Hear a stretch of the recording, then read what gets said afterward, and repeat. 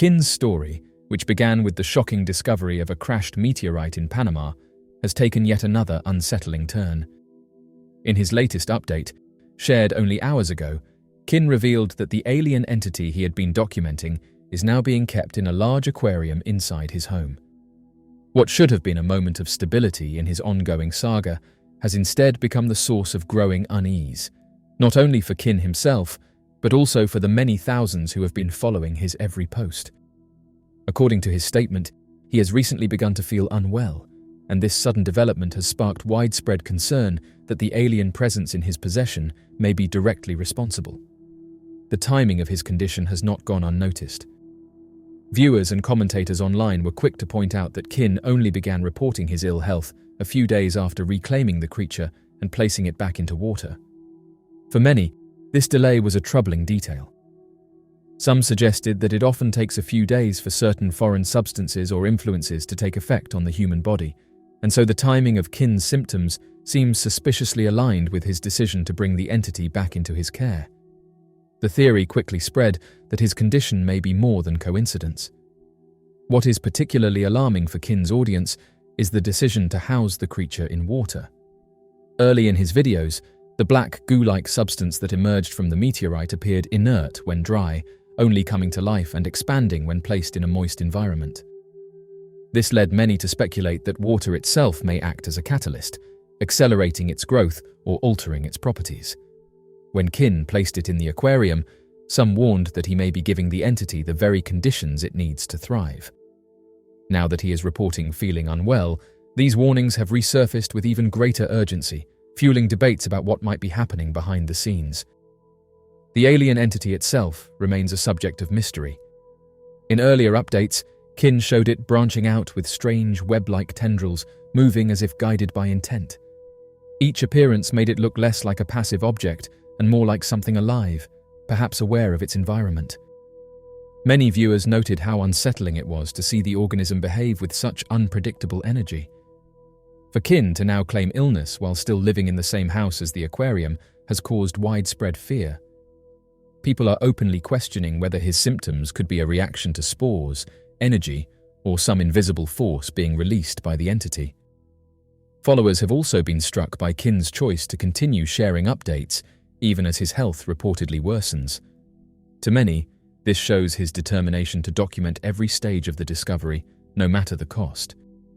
His audience has grown accustomed to seeing him place the entity inside secure containers or locked safes, always expressing caution about what it could do if left unchecked. This is why his decision to move it into an aquarium shocked so many. Some have suggested that something irreversible may have already occurred in that moment, whether it was a chemical reaction, a biological awakening, or something far stranger.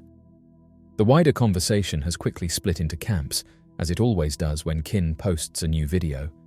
One group insists that the alien entity is undeniably extraterrestrial, an intelligent life form whose influence may extend beyond its physical form. They argue that Kin's illness could be a reaction to close contact with something from beyond Earth, something never meant for human proximity. Another group believes the phenomenon is biological, speculating that the organism could be releasing toxins or microscopic agents that have gradually entered Kin's system. Finally, a technological theory has emerged, suggesting that what Kin uncovered might not be alive in the traditional sense, but rather a form of engineered material or nanotechnology beyond current human understanding. The most concerning theories, however, have little to do with science and everything to do with secrecy. Kin has repeatedly claimed that people have approached him, warning him or even attempting to take the meteorite and its contents away. These claims have only gained strength now that he has admitted to feeling unwell. Many believe that outside forces may be waiting for the right moment to step in, and that his condition could be used as justification to remove the alien entity from his possession altogether. For his followers, the idea of a cover-up is now stronger than ever. The growing sense of dread surrounding Kin's updates has also made his story global. With millions of views across platforms, his saga has become one of the most closely followed mysteries online. Each new post brings speculation, analysis, and heated debates about what exactly is happening. His followers pore over every detail, from the way the entity moves to the way Kin's voice sounds in his videos. The aquarium has become a symbol in itself, of curiosity, danger, and the fine line between discovery and disaster. Supporters have pointed out that if this were simply a fabrication, officials would not have felt compelled to issue stern warnings, nor would Kin's footage have maintained such consistency across multiple platforms.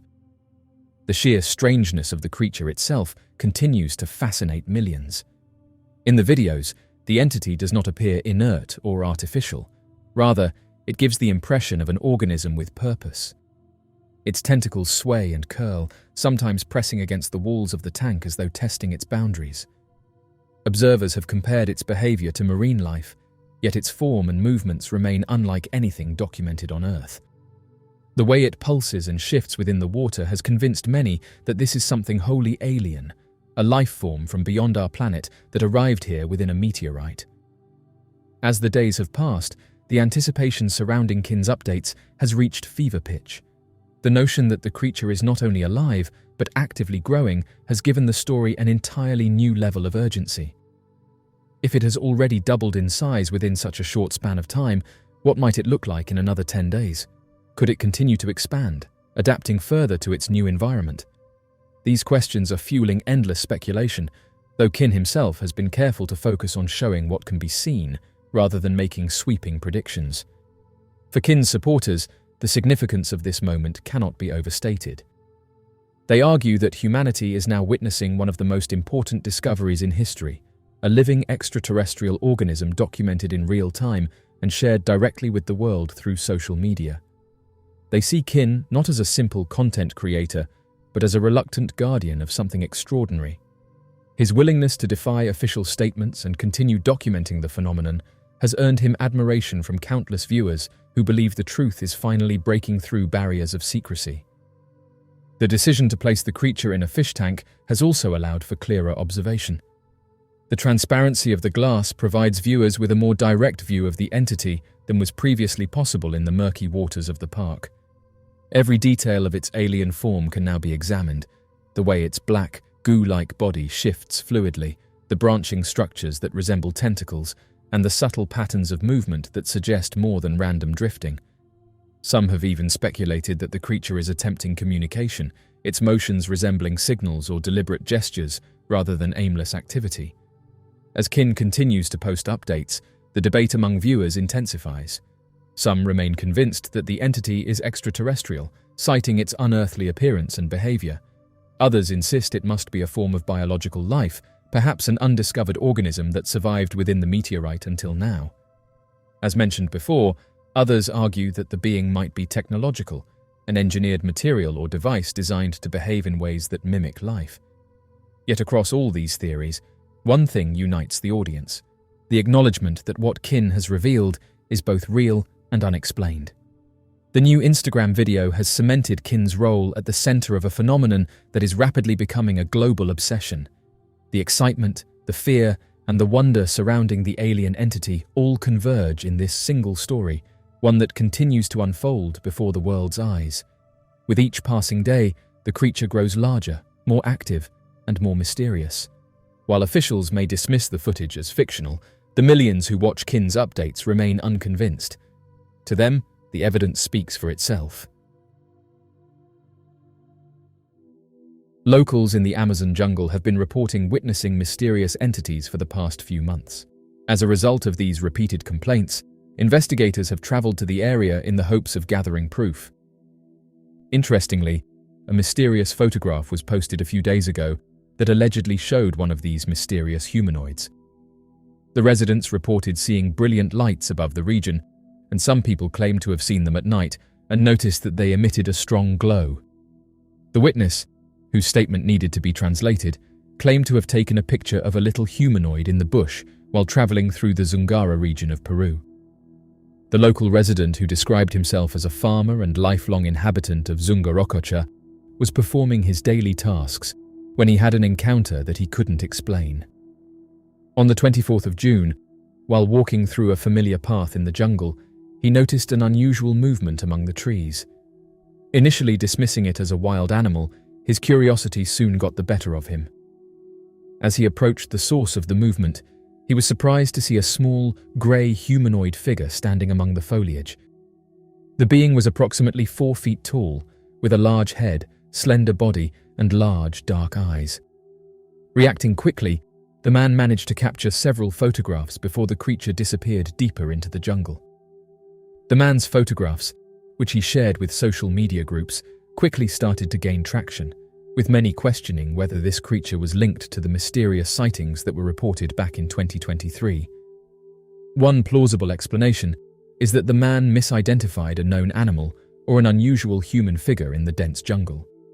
However, those who have viewed the photographs have said that this isn't likely, adding that a farmer who has lived in the area his whole life is likely very well versed on the native wildlife species.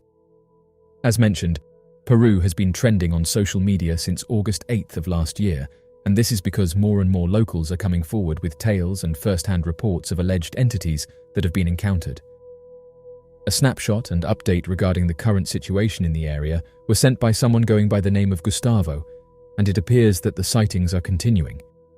The individual claimed that the glowing orb that was seen with the entity, which was described in previous reports, is the reason why the object's legs appear to be emitting light. According to the residents, either these creatures were emitting light directly or they were accompanied by something that was emitting bright lights. Locals have been reporting sightings of them for several weeks, according to one of the residents, who noted that news outlets have only recently begun to report on them. He claimed that because of the intense light they emit, they are very hard to picture and very tough to record. The individual went on to describe how a few of the locals decided to take out one of these creatures, but that bullets had no effect on them, implying that they were protected by some sort of armor. The man went on to explain that the lights are dazzling and that he even had a theory that they might have been put there to confuse the locals. One recurring theme with these sightings appears to be mysterious lights, the source of which is still mostly unknown. Strangely enough, a lot of people in the region have claimed to have seen glowing orbs. Near the locations where these beings have been observed, reports of bright spherical objects have been made. Glowing orbs are generally defined as spherical objects that radiate a mild, frequently pulsating light, according to those who research the unknown. A variety of colors, including white, orange, blue, and green, are described by witnesses. These spheres are seen to travel silently over the jungle, occasionally remaining motionless or making sudden, swift movements. They are not like traditional aeroplanes. They have no rotors, wings, or other obvious propulsion. It's interesting to note that all of these claims are coming out of the US Congress just after a major hearing on unidentified objects. The most recent reports of advanced creature encounters come from a rural area in northeastern Lima, Peru. Earlier reports typically focused on the discovery of unusual technology in remote locations. Villagers in the area report that they are currently under attack from mysterious glowing entities that resemble grey or insectoid beings. The creature's enormous heads and large black eyes are a recurring feature of the sightings that have been reported all over Peru, and those who have attempted to get close to them always fail, adding that they are very elusive. The Iquitu indigenous people have said that since July 11th, the weird monsters have been attacking the village. One such instance involved a woman being snatched from behind. It's thought that the entities in question radiate dazzling light and are covered in a type of protection that stops them from being harmed, which is one of the reasons why villagers have been unable to present physical evidence of the creatures. The authorities have received a request for aid from the residents of the distant location, and as a result, the Navy and police have been sent to the region, and locals are taking the initiative to guard the area at night. One of the locals described them as having elongated heads and black eyes. This allows them to see everything in their immediate area before vanishing. The residents' only photographic evidence of them thus far is grainy photos, demonstrating their skill at avoiding capture. According to reports from regional news sources, the locals have made a parallel between the mysterious entities and pilacaras, mythical animals that are reputed to possess the ability to eliminate humans. Even if this assertion is improbable, many on the internet are nonetheless accepting it. There is a notion that says these entities are local drone operations. This explanation, however, leaves out the nature of these beings and the reason behind the numerous reports of strange orbs in the region. Like the entire continent of South America, Brazil is one big hotbed for UFO activity. Sao Paulo, on the other hand, is unquestionably one of the busiest and most dynamic locations in the nation, and has seen an abundance of UFO claims and encounters. These experiences can include seeing unusual lights in the sky, seeing objects up close, or even hearing from people who say they were taken inside these alien-looking cars. The events of May 19, 1986, often known as the Brazilian Air Force chase or the Night of UFOs, are arguably the most well-known of all. During the nearly 7-hour-long pursuit and intercept missions, multiple military jets visually observed at least 20 unusual objects over São Paulo on the relevant night. Numerous locals, extending as far as Rio de Janeiro, reported witnessing the weird, unearthly vehicles in addition to the military witnesses. In the Guaratingueta incident of 1994, several witnesses reported seeing a low-flying UFO while returning from Rio de Janeiro to São Paulo. Not only were there several witnesses to this encounter, but a few of them had prior aviation expertise. In addition, several additional witnesses would ultimately provide their own accounts of what they had witnessed, which strengthened the witnesses' version of events. However, as we will see in a moment, there are a lot of lesser-known accounts from this part of Brazil. João de Freitas Guimaraes, a lawyer and professor at the Catholic Faculty of Law in Santos, São Paulo, stated in an August 1957 interview with the Rio de Janeiro television station Channel 13 that he not only saw a flying saucer, but that he actually boarded one on the evening of June 16, 1956. On the night in question, Guimaraes claims he made the decision to walk along the beach after dinner at the hotel he was staying at just after 7 in the evening.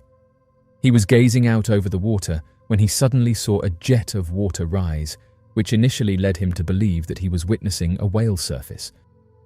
But after a minute or two, he realized that it was a mechanical craft rather than a whale coming up out of the sea. Moreover, it was moving towards the beach in his direction. After coming to a rest on the shore, it released a landing gear. Shortly after, he was approached by 2 peculiar individuals who were tall, had fair skin tones, and had blonde hair. The individual in question described in detail that everybody was dressed in a green jumpsuit, which seemed to taper down at the neck, wrists, and ankles. They appeared to be entirely human when they got closer to him. He asked them if they needed help, and he became so convinced that they were testing a new experimental machine that he wondered if that was really what they were. After asking in his native Portuguese, and without getting a response, he repeated the question in English, French, and Italian. But the men ignored him once more. Then an odd feeling came over him. He sensed that these 2 beings wanted him to get into their futuristic vehicle, even though they did not speak to him. He also had a sincere desire to observe the craft at the same moment. Then one of the individuals turned and made his way towards the craft, following closely behind, but with caution. Guimaraes trailed the first figure as he ascended the ladder to the craft's aperture, and the second figure followed suit.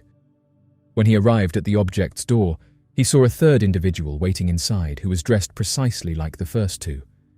The doors of the vessel closed behind them as soon as they were all inside, and in an instant they were in the air.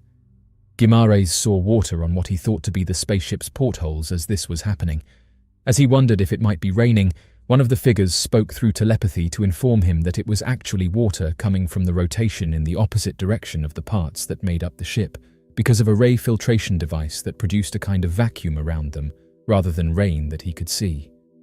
Through the windows, Guimaraes could see some, but not much, as the vessel began to leave the area. For example, he wrote that they passed through a glorious violet layer and then into an intensely dark area where the stars shone in an extraordinary way. In addition, he stated that he felt the craft shake strongly multiple times, maybe like turbulence on a commercial flight. Later on, he would receive another psychic explanation, explaining that the shaking was a result of leaving Earth's atmosphere. Although Guimaraes would subsequently estimate that he was in flight for between 30 minutes, it is unclear how far into space he was flown. Only a few weeks before the final Channel 13 interview, after landing and while still within the vehicle, the creatures begged to meet with him again, and they even provided a date, August 12, 1957. In the months that followed their first meeting, a lot of people found out about what happened that night, even though he insisted he had agreed to the meeting. Av Coqueiro, a senior military colonel, actually paid Guimaraes a visit a few days prior to the planned second meeting. He was quite direct in telling him that if it were up to him, he wouldn't go to that meeting, and that he would have 2 jet fighter squadrons there to receive the flying saucer. According to reports, a Clark and Guimaraes' brother saw this discussion. Whatever the case, he had sufficient reason to avoid the area on the day of the follow-up encounter. According to people he spoke with later in the area, on the date in question, a strange object was observed approaching the area. However, instead of descending, it appeared to change direction and head into the distance, possibly sensing the absence of Guimaraes or the potential threat of a jet fighter squadron, should they be on standby and ready to ambush the unearthly vehicle. Following the eruption of Mount St. Helens in 1980, the area surrounding the volcano underwent permanent changes, becoming a barren and destroyed wilderness covered in ash. However, in the middle of the disorder and devastation, a soldier stationed in the region has a terrifying and inexplicable encounter with a monster that would later be identified as the Batquatch. The unnamed soldier was a member of a search and rescue squad assigned to meticulously search the ash-covered landscape for survivors and evaluate the degree of the destruction caused by the volcanic explosion. While crossing the desolate terrain, their heightened senses were alerted by the pungent odor of sulfur and the foreboding sound of distant tremors. They unexpectedly came across a sight that would deeply disturb them for the remainder of their lives. The soldier observed an extraordinary creature perched on a rugged rock formation, its outline distinct against the greyish sky. The creature, at over 7 feet in height, displayed a menacing presence with its taut, leathery wings and powerful build. The eyes emitted an ethereal radiance, mirroring the lingering embers within the volcano's core. The most prominent characteristic of the creature was its eerie combination of bat and ape, which caused a strong sensation of fear in the soldier, evoking a basic instinct that went beyond rationality. The soldier was immobilized by the immense size of the thing in front of him. He could only observe in silent terror as the Batquatch spread its wings and effortlessly ascended into the sky filled with smoke. Many others disregarded his account as the hallucinations of a mind that had experienced trauma, ascribing the sighting to the strain and fatigue caused by the rescue operations. On the other hand, other individuals held the belief that the soldier had witnessed something of great significance. Over time, as people forgot about the eruption, the legend of the Batquatch served as a warning about the incredible force of nature and the mysterious secrets that exist in the most obscure parts of the planet. The Batquatch, a strange species, bears striking similarities to the Ahul, a mythological being sometimes depicted as a combination of a bat and the famous Sasquatch. These 2 legendary beings, deeply rooted in traditional stories and speculation, possess a strange presence that has long fascinated aficionados of the inexplicable. The first acknowledgement of this occurrence can be traced back to the 1980s at Mount St. Helens in Washington state.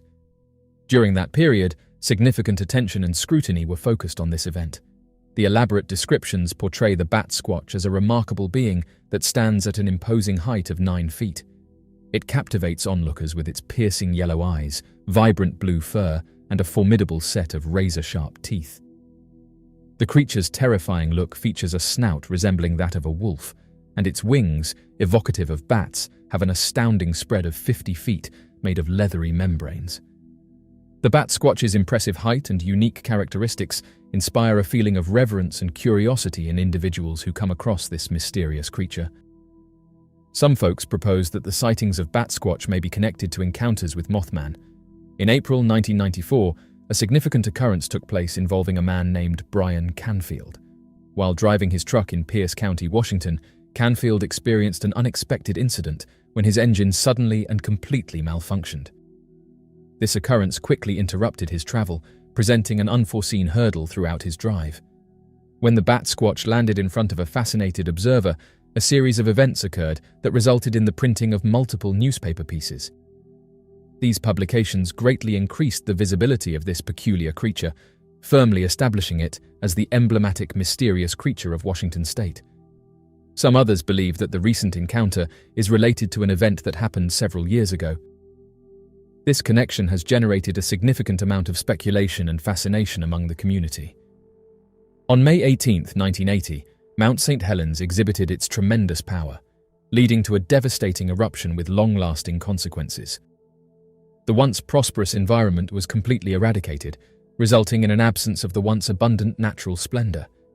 In this specific region, a colossal landslip occurred, establishing a new record as the most extensive one documented. Enormous masses of dense rock were forcefully pushed downward along the slope of the mountain, completely covering the previously visible terrain. During the catastrophic event, a continuous flow of dirt and ash fell from above, covering the bright sunlight and enveloping the surroundings in darkness.